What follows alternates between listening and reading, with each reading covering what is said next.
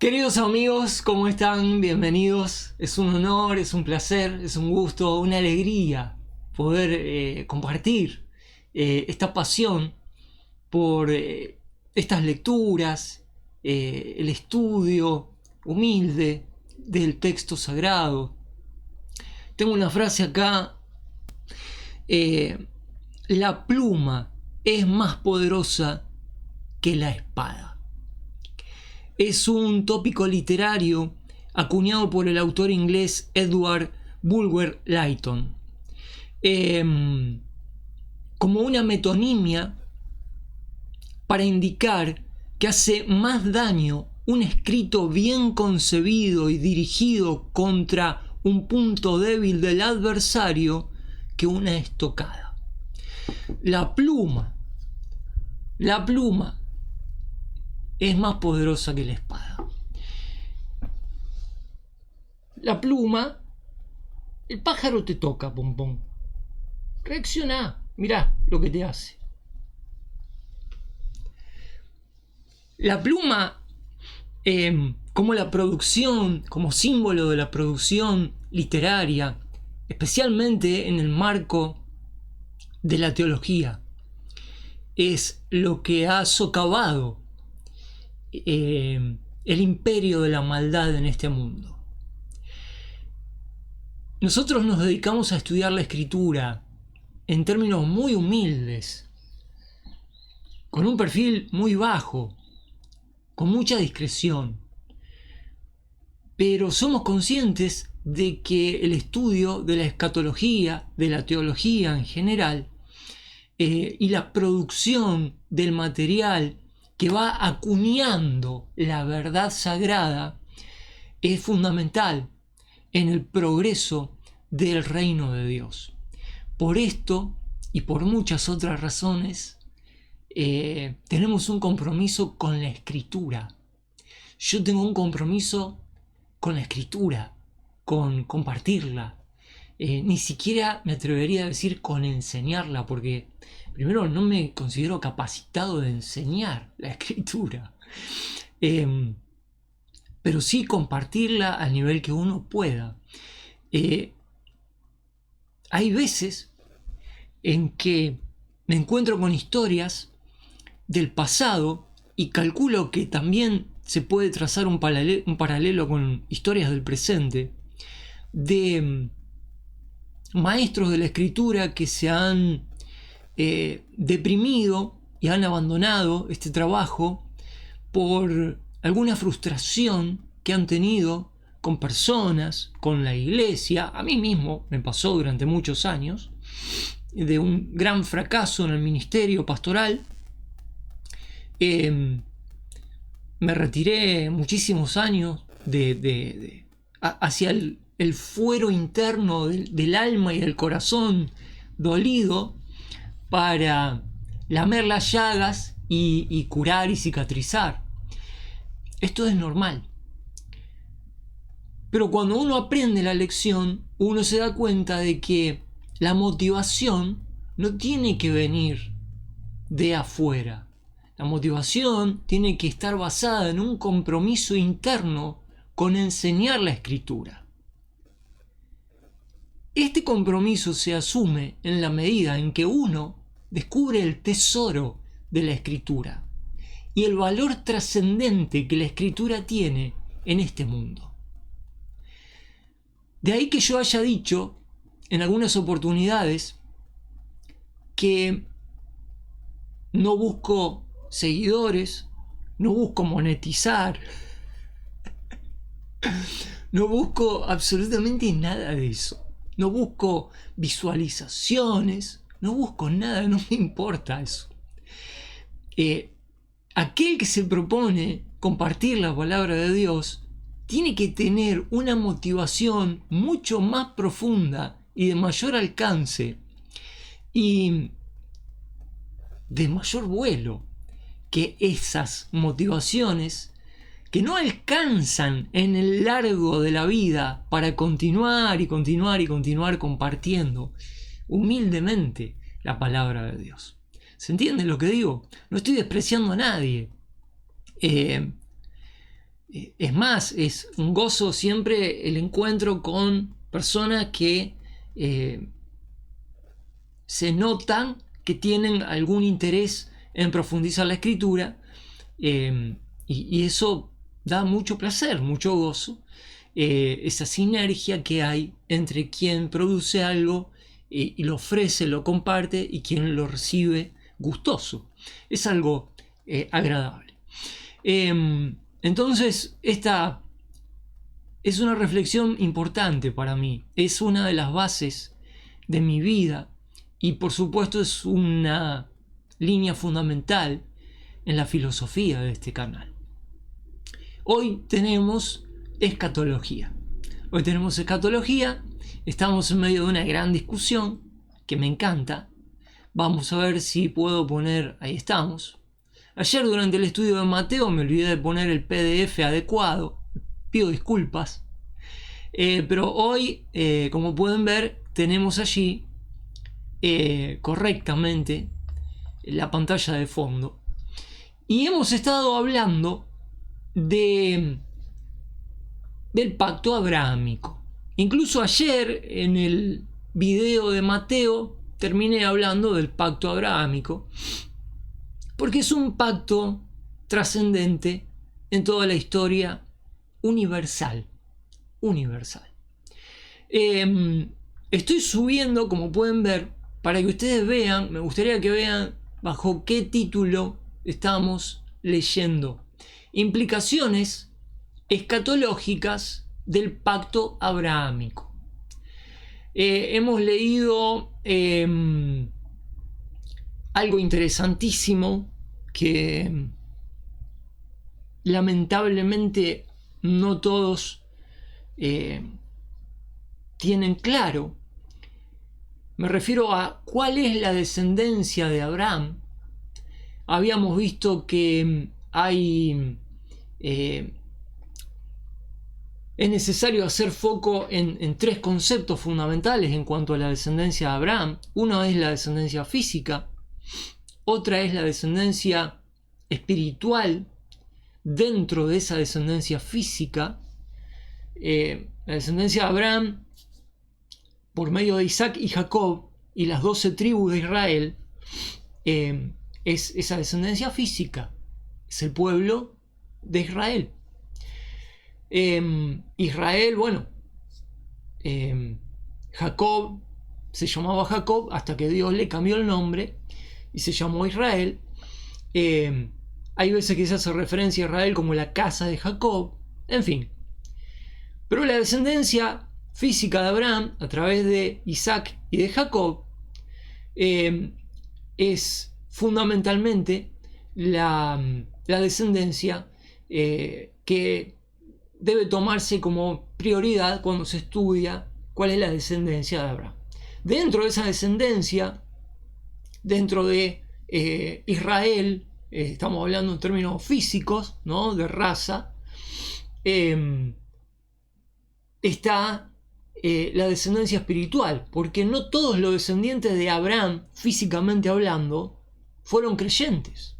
No todos los israelitas eran creyentes, pero dentro del pueblo de Israel estaban quienes eran creyentes. Entonces hay una diferenciación en eso. Cuando llega la época de Cristo, tiene que ser una diferencia entre esa cuestión. Los judíos le dicen a Cristo: no, nosotros somos hijos de Abraham. Jesús dice: yo ya sé que son hijos de Abraham. La descendencia física de Abraham, sí, ya lo sé. Pero ustedes son hijos de vuestro padre el diablo. Y sus obras quieren hacer. Jesús pone blanco sobre negro. Ahí no todos los descendientes de Abraham entran directo al cielo. A ver, eso está clarísimo, ¿no? Así que tenemos la descendencia física de Abraham, y dentro de esa descendencia física, la descendencia espiritual, que es la que cuenta. Y después tenemos otro tipo de descendencia, que es la descendencia de Abraham, que no son los descendientes físicos, pero que son los gentiles que han heredado la promesa espiritual. De ahí que Pablo diga: vosotros sois hijos de Abraham. En el libro de Gálatas se habla profundamente de esto. Somos hijos según la promesa. ¿Qué promesa? La promesa que Dios le hizo a Abraham cuando le dijo: en tu descendencia serán benditas todas las familias de la tierra, todas las naciones de la tierra. Entonces no hay una definición monolítica de lo que es la descendencia de Abraham. Tenemos estos tres aspectos bien definidos. Habíamos hablado de esto, del término Israel, etcétera, etcétera. Y habíamos llegado a un punto en el cual dijimos, la iglesia, aquí lo pueden ver, la iglesia no es Israel, claramente. No lo voy a repetir, esto está en el último video de escatología. Habíamos quedado aquí, donde dice la única respuesta, voy a leer este pedacito nomás. La única respuesta es que los pactos forman tal fundamento para la completa expectativa de la palabra de Dios que no pueden pasarse por alto. Los pactos que Dios hizo especialmente estamos hablando del pacto abrahámico y sus consecuencias o implicaciones en la escatología, en los tiempos futuros, ¿no? Cómo van a ser afectados los tiempos finales, cómo están determinados, diría yo, incluso los tiempos del fin del siglo, del fin de la era, por causa del pacto abrahámico. El pacto abrahámico determina la historia. Estos pactos no pueden pasarse por alto, aún por aquellos que niegan su existencia, el amilenialismo, los que no creen en un milenio literal, en un reino literal aquí en la tierra, no creen que Cristo vaya a venir y establecer el reino de Dios en la tierra de forma literal. Bueno, aún aquellos que niegan la existencia de este pacto abrahámico con sus implicaciones o su importancia para el programa escatológico. Lo voy a leer de nuevo. La única respuesta es que los pactos forman tal fundamento para la completa expectativa de la palabra de Dios que no pueden pasarse por alto. Este pacto abrahámico, que es el mayor de todos, no puede pasarse por alto. Ni siquiera debería pasarse por alto por aquellos que niegan la existencia de este pacto o la importancia que tiene este pacto en el programa de las profecías, vamos a decirlo así. Entonces llegamos a un punto, al punto E, que habla, fíjense qué interesante, nosotros que yo tengo siempre esta incomodidad. Hasta que lleguemos al punto en este libro en el cual empecemos a estudiar Apocalipsis, la incomodidad que tengo es que este estudio es tan completo que siempre al principio nos vemos demasiado lejos, ¿no?, de las aplicaciones prácticas para nuestra vida. Pero aquí tienen un caso, tienen un ejemplo, que es la relación de la iglesia con el pacto. Esto implica directamente a nosotros. La implicación de la iglesia con el pacto que Dios hizo con Abraham. Y vamos con la lectura y comenzamos en el apunte de hoy. Ya que la iglesia no es la descendencia en quien los pactos han de ser cumplidos final y literalmente, ya se dijo más arriba que la iglesia no es Israel, es bueno considerar la cuestión de su relación con todo el programa del pacto. ¿Cuál es la relación que tiene la iglesia con el pacto de Abraham, siendo que la iglesia no es Israel? Cualquier relación que la iglesia tenga con las promesas está basada no en el nacimiento físico, sino en un nuevo nacimiento. Y es suya la promesa porque los individuos están en Cristo. Peters señala bien esto. Se dice que la descendencia heredaría la tierra. Estamos hablando de, Peters hace referencia a los pasajes del Antiguo Testamento en los cuales se le promete a Abraham, y subsiguientemente un montón de veces se menciona que la descendencia de Abraham heredaría la tierra con unos límites geográficos concretos y objetivos, que entre paréntesis lo voy a decir, el sionismo, que está falseando hoy por hoy ser el legítimo pueblo de Dios, hace referencias a ese tipo de cuestiones geográficas para invadir todo Medio Oriente y quedarse con eso. Bueno, el sionismo no es el pueblo de Israel restaurado que va a heredar esa tierra. El sionismo es un proyecto político del Imperio Británico. Esto hay que decirlo, hay que estudiarlo, está recontraprobado, demostrado. Hay cantidades de tesis que demuestran esto, y a esta altura, donde ya llevamos más de 100 años de este proyecto colonialista británico, ya es mucho lo que uno podría entretenerse estudiando esta cuestión, que la dejo entre paréntesis. Se dice que la descendencia heredaría la tierra, y muchos nos han dicho que esto se cumplió en la historia de los judíos en el tiempo de Josué, los jueces y los reyes.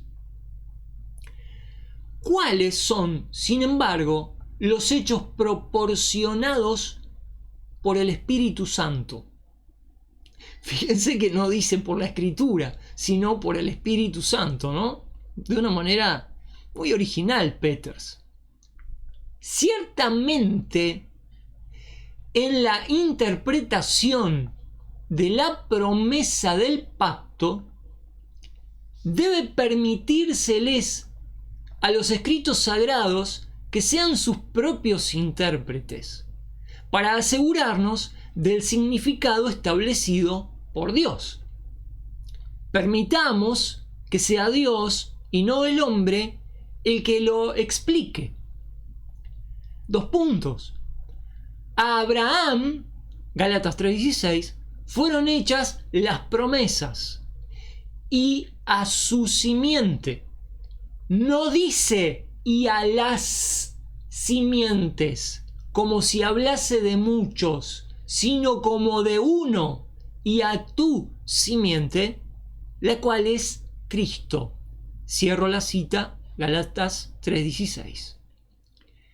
Si el lenguaje, sigue Peters, tiene un significado definido, entonces sin duda tenemos aquí la simple declaración de que cuando Dios prometió a tu descendencia daré esta tierra, Él quiso decir que la tierra de Canaán debía ser heredada por una sola persona, potencialmente la descendencia, la simiente, descendiente de Abraham, es decir, Jesucristo. Esto es correcto teológicamente, ¿eh? No lo quiero dejar en el aire. Esto es correcto. La Iglesia participa de las promesas solo debido a la relación con aquel en quien las promesas encuentran cumplimiento. Ella participa con Él en todo lo que Él hace para llevar el pacto a conclusión. Al citar el pacto abrahámico, Pedro, en Hechos 3:25, aplica solo los aspectos universales del pacto a aquellos a quienes hablan. Los aspectos nacionales deben esperar un cumplimiento futuro por la nación de Israel. F. ¿Poseerá la descendencia la tierra? Es evidente por la discusión anterior sobre el pacto que a la descendencia física de Abraham fue prometida la eterna posesión de la tierra. Walvoord dice: la promesa de posesión de la tierra por la descendencia de Abraham es un rasgo prominente, importante, sobresaliente del pacto. Y la manera en que la promesa es dada realza su significación. La promesa, según fue dada, hace hincapié en que, número 1, es bondadosa en principio. Número 2, la tierra es una herencia de la descendencia. Número 3, su título es dado para siempre, su título de propiedad. Número 4, la tierra debe ser poseída para siempre. Número 5, la tierra prometida incluye territorio específico definido por límites. Desde el Nilo hasta el Éufrates. De oeste a este. Después de norte a sur están también muy específicamente dadas las referencias geográficas. Esta promesa es la base de la expectativa del Antiguo Testamento y la sustancia del mensaje de los profetas. Si Israel ha sido rechazado como nación debido a su incredulidad, esta gran sucesión de profecías del Antiguo Testamento estaría sin posibilidad de cumplimiento. Ryrie contesta el argumento de que Israel ha sido puesto a un lado. Él escribe: por cuanto algunos insisten en que la nación ha sido rechazada completamente por Dios, dos pasajes de la Escritura deben ser examinados cuidadosamente. El primero es Mateo 21:43. Por tanto os digo que el reino de Dios será quitado de vosotros, dijo Jesús a los judíos, y será dado a gente que produzca los frutos de él. Una interpretación precisa de este versículo debe contestar estas preguntas: ¿qué será quitado? ¿Y de quiénes es quitado?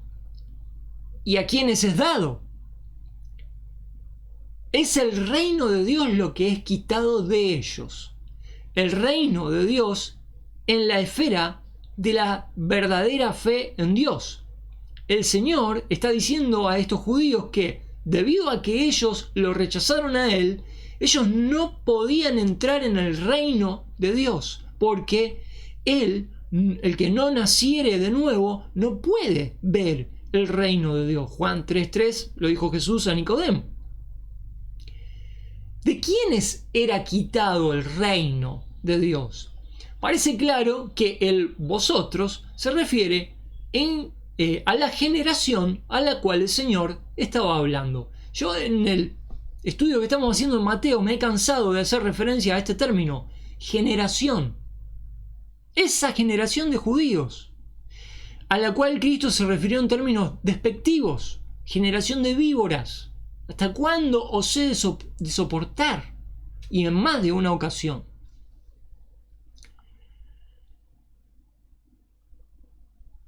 ¿A quiénes sería dado el reino? Por aplicación, a gente que produzca los frutos de él. Puede significar cualquier generación que se vuelva a Cristo, pero en su interpretación estricta se refiere a la nación de Israel cuando ella se vuelva al Señor y sea salva antes de entrar al reino milenario. Va muy, muy lejos Ryrie con esta afirmación. Muy lejos. El segundo pasaje que muestra exclusivamente que Israel será restaurado es el pasaje que trata de la salvación futura, Romanos 11, 26 y 27. Y luego todo Israel será salvo, como está escrito: vendrá de Sión el libertador, que apartará de Jacob la impiedad. Y este será mi pacto con ellos cuando yo quite sus pecados. ¿Se acuerdan que en un punto de la historia Dios se acercó a Jacob, peleó esa noche y Jacob cambió esa noche? En aquella oportunidad, en Peniel, Dios quitó de Jacob la impiedad. ya lo limpió una vez y lo convirtió en Israel.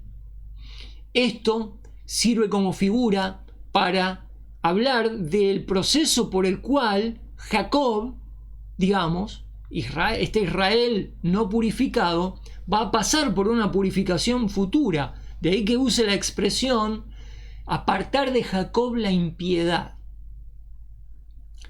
Exégetas cuidadosos concuerdan en que Israel significa Israel en este pasaje. Este pasaje enseña, por lo tanto, que todo Israel, en contraste con el remanente que está siendo salvo hoy, será salvo en la segunda venida de Cristo. En estos dos pasajes es claro que Israel no ha sido desechado, sino que será restaurado al lugar de bendición. Por cuanto Israel no ha sido desheredado, estará en una posición de cumplir el pacto abrahámico.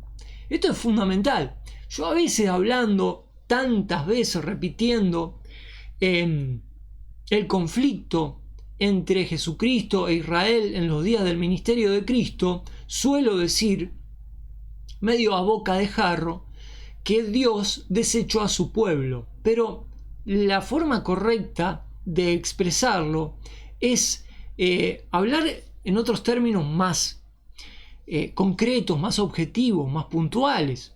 Dios desechó esa generación de judíos, pero Dios espera restaurar a Israel. De hecho, a lo largo del Nuevo Testamento vemos que se siguen utilizando estos conceptos de forma separada: Israel y la Iglesia, e incluso los gentiles. Son tres categorías muy diferentes que el apóstol Pablo no permite confundir. Él mismo no se permite equiparar estas cosas porque son muy importantes mantenerlas separadas. Los gentiles, la Iglesia y los judíos son tres categorías que Dios distingue y mantiene separados hasta el fin de los tiempos. El reino fue suspendido para con Israel. Israel será restaurado y se le cumplirá el pacto de manera literal. La Iglesia no está en lugar de Israel para recibir los cumplimientos de los pactos hechos por Dios con Israel. Son harina de dos costales completamente diferentes. Letra G. ¿Se ha cumplido el pacto abrahámico? Existen aquellos que contienden que este pacto no se cumplirá porque ya se ha cumplido.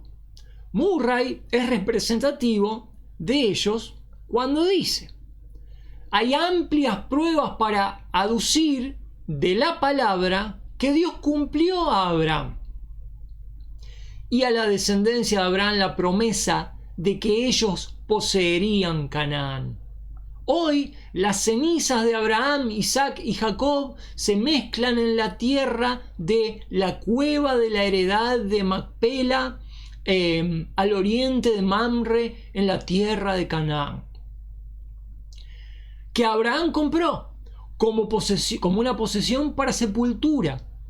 Él poseyó a Canaán durante su vida terrenal y sus cenizas descansan en Canaán hasta la resurrección. Lo mismo puede decirse de su descendencia, Isaac y Jacob, coherederos de la misma promesa.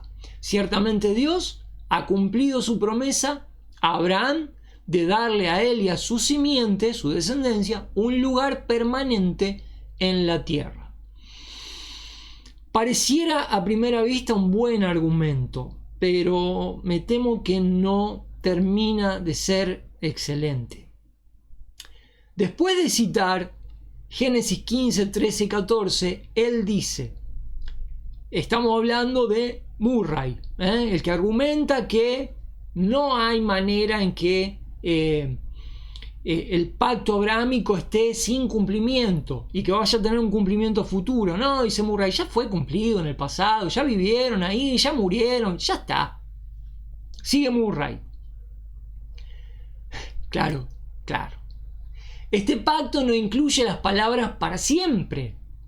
Bueno, es un detalle que yo iba a señalar, porque la promesa dice a Abraham que van a poseer la tierra para siempre, eterna y perpetuamente. Lo dice en un montón de pasajes. Claro, Murray tiene que salir a dar una explicación de que murieron ahí, pero el pacto decía que la iban a poseer para siempre. Bueno, este pacto no incluye las palabras para siempre, aunque muchos contienden que todos sus términos todavía están por cumplirse. Claro que están por cumplirse, Murray.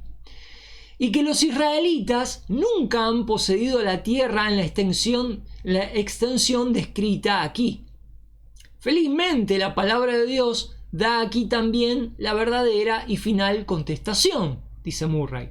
Invitamos a nuestros lectores a recurrir a 1 de Reyes 4, 21 al 24, donde leemos: y Salomón señoreaba sobre todos los reinos desde el Éufrates hasta la tierra de los filisteos y el límite con Egipto, porque él señoreaba en toda la región al oeste del Éufrates, desde Tifsa hasta Gaza, sobre todos los reyes al oeste del Éufrates, y tuvo paz por todos lados alrededor. Bien, suena muy bien, suena convincente.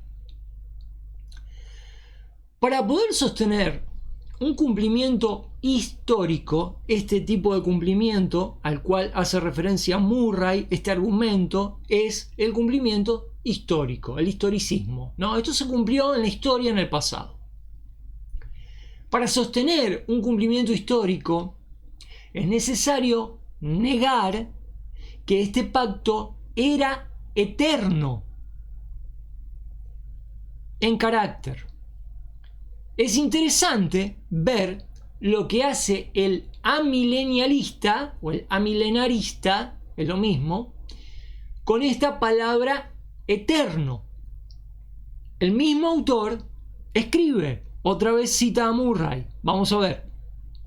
El literalista, ¿quién es el literalista? Bueno, el literalista en este caso sería yo, que creo que Dios va a cumplir a Israel literalmente en el reino cuando regrese Cristo las cosas que no se cumplieron en el pasado en cuanto a la posesión de la tierra por heredad perpetua. Yo lo entiendo literalmente, ¿no?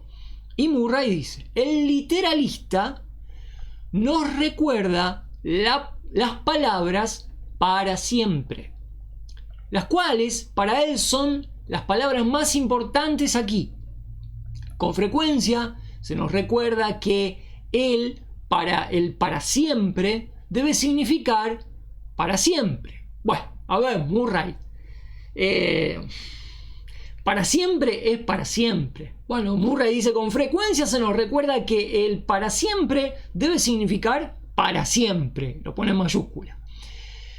Esto no carece de dificultad ni aún para el literalista. La tendencia de cualquier porción de la tierra por el hombre no es permanente. Está establecido para los hombres que mueran una sola vez y después de esto el juicio. Sus arriendos y contratos de posesiones materiales tienen que llegar a un fin. ¿Qué pues es lo que Dios quiere decir? ¿Qué entendería Abraham con las palabras para siempre? Si un hombre es amenazado con el desalojo de su casa y un amigo de probada capacidad para cumplir sus promesas le diera una promesa de que él poseerá esa casa para siempre, ¿cómo interpretaría él esas palabras? Él no esperaría vivir allí eternamente.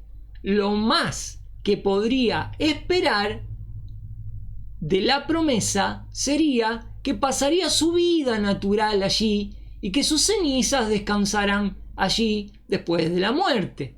Esto fue lo que Dios claramente prometió y cumplió a Abraham. Él poseyó la tierra de Canaán en todo el sentido en que un hombre puede poseer una tierra. Muy bien, Peters. Muy bien. es el mejor esfuerzo que pudo hacer. Miren, yo no estoy en contra del amilenialismo ni a favor del premilenialismo. A mí no me importan las escuelas. A mí me importa que cuando me presentan un argumento de una enseñanza, de una doctrina, ese argumento sea inconmovible. Vamos a ver más adelante que, por ejemplo, los dispensacionalistas dicen una serie de barbaridades increíbles que causan gracia, y no por el hecho de estar de acuerdo con Pentecost yo voy a dejar de remarcarle esos grandes detalles, ¿no? Pero no importa de quién se trate, la cuestión es que aquí nos quieren convencer de algo, y hay que ver si el argumento por medio del cual nos quieren convencer tiene peso o no. A mí esto que dijo Peters acá me parece absurdo. ¿Cuán vacío, dice Pentecost, es contender que la posesión de la tierra pactada se ha cumplido por cuanto las cenizas de Abraham descansan en su suelo? Esto tengo que leerlo de nuevo, porque es así. ¿Cuán vacío es contender que la posesión de la tierra pactada se ha cumplido por cuanto las cenizas de Abraham descansan en su suelo? Es absurdo decir que Dios le cumplió a Abraham porque Abraham después de todo murió y las cenizas quedaron ahí en el suelo. Bueno, el argumento para el cumplimiento histórico es satisfecho por Peters, quien escribe: decir que todo esto se cumplió en la ocupación de Palestina mediante la posesión preparatoria o inicial de ella por los descendientes de Abraham no solo es contradicho por la escritura, sino que es una limitación virtual de la promesa. Kurtz observa lo que confirma la historia, que los descendientes nunca poseyeron la tierra prometida a Abraham desde el Nilo hasta el Éufrates, y agrega mayor peso cuando arguye: cualquier cosa que se pueda decir con respecto a la posesión temporal de Canaán, cualquier cosa que se pueda asegurar con respecto a los descendientes para dar a entender que aún estaba en sus lomos, etc.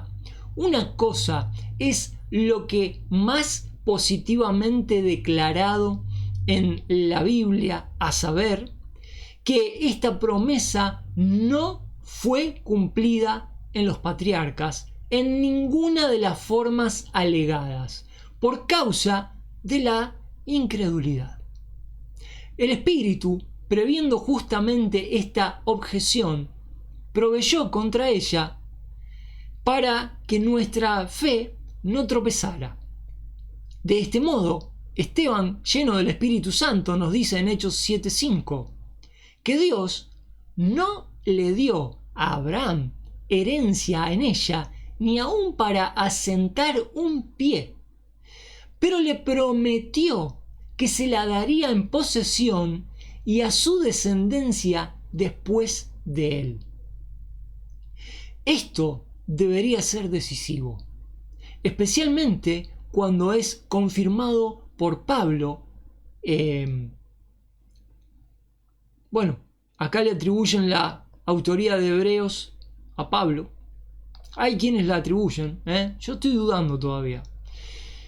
Quien expresamente nos informa que los patriarcas permanecieron en la tierra de la promesa,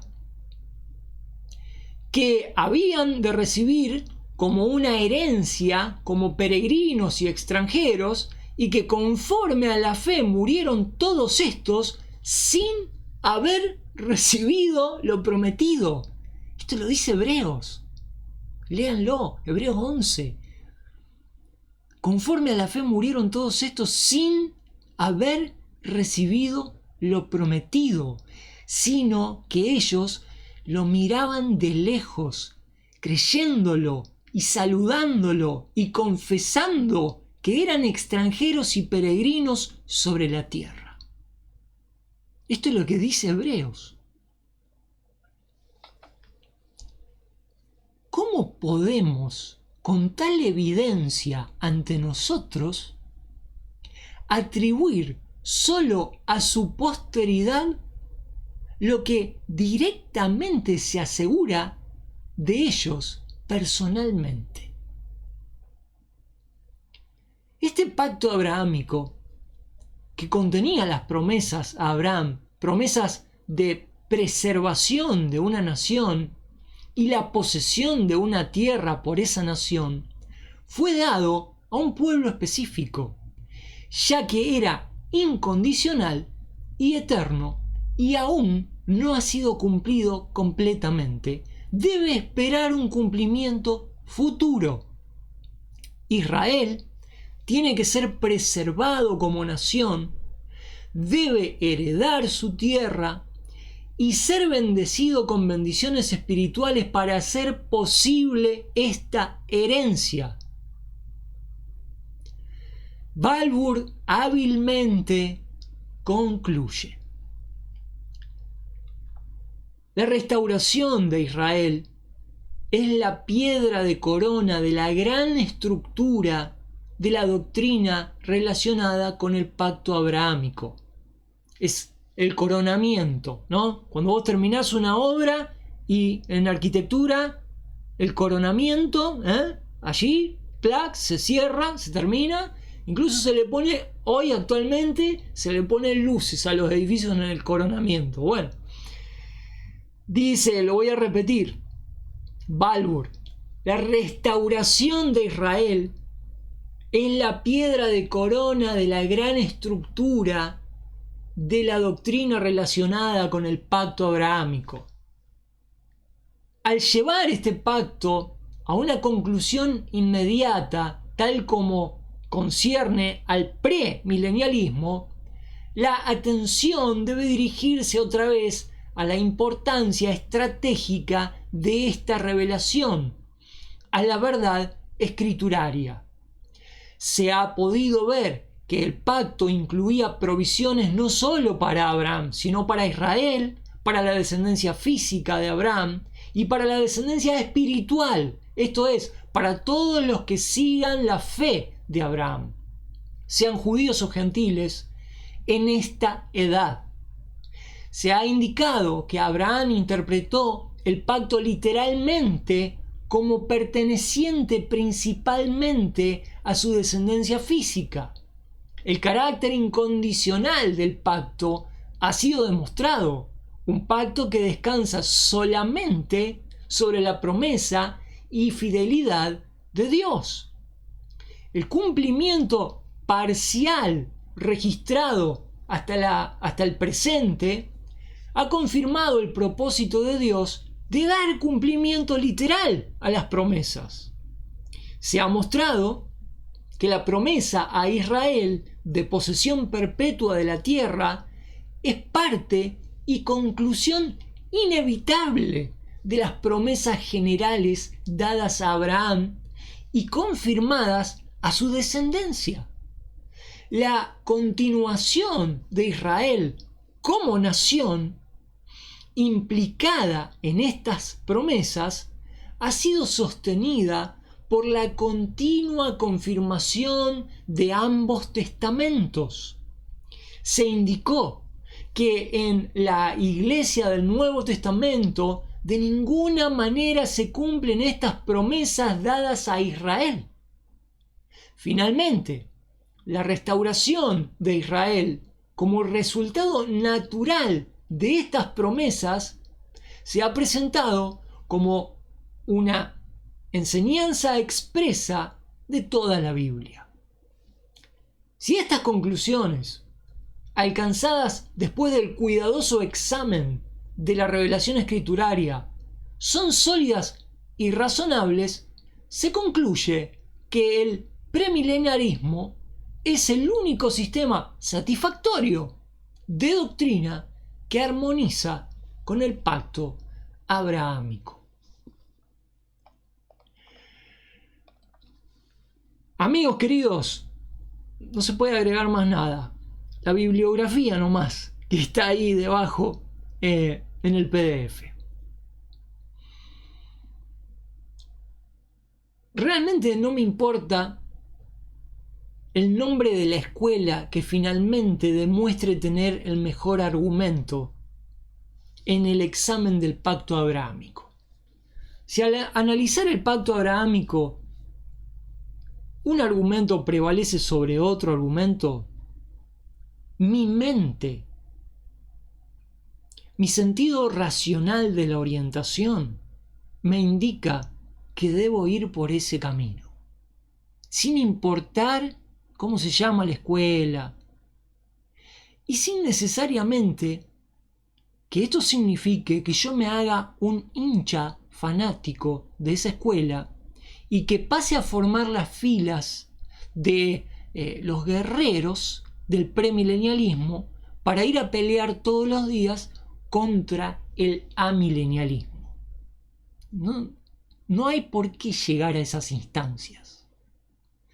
Pero es necesario clarificar cuál es el mejor argumento. Amigos queridos, lo dejamos acá. 46 minutos. Me voy a merendar con Pompón. Tal vez esté interesado en una leche fresca y en algunos entrenamientos de carácter escatológico para ver qué tipo de reflejo está teniendo Pompón si un pájaro, un ave de mal agüero, por ejemplo, se acerca a ella y quiere tocarla con su ala. Pompón, Pompón, Pompón, vamos, Pompón, despierta, hija. Mira, el pájaro te toca. Amigos queridos, nos vemos la próxima con Mateo, capítulo 14. Las noticias de la muerte de Juan el Bautista. Vamos a ver qué significa esto en el contexto en el cual estamos allí en Mateo. Un contexto que está muy candente. Nos estamos viendo hasta entonces. Les mando un abrazo, un cariño. Los quiero mucho. Cuídense. La pluma es más poderosa que la espada.